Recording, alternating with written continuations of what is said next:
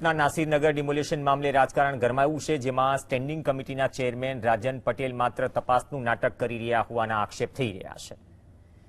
ડિમોલિશનના આટલા ગંભીર મુદ્દે તપાસ સમિતિ તો બનાવી દેવાઈ, પરંતુ હજુ સુધી કોઈ નક્કર તપાસ કરાઈ નથી.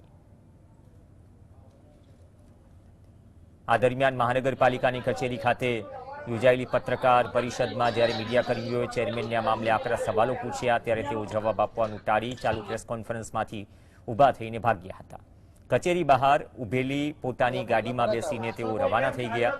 તેમને જતા જતા એટલું જરૂર જણાવ્યું કે તપાસ ચાલુ છે અને આગામી 3 દિવસમાં એસએમસી કમિશનર આ અંગે પ્રેસ કોન્ફરન્સ કરીને વિગતો જાહેર કરશે.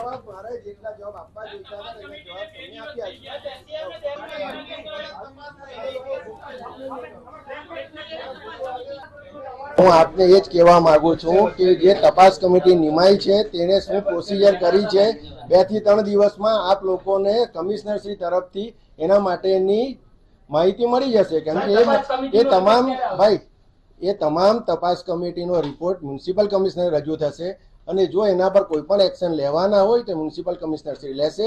તપાસનો વિષય છે, તપાસ થાય છે અને તેનો રિપોર્ટ અમને રજૂ થશે. બસ મારે એનાથી વધારે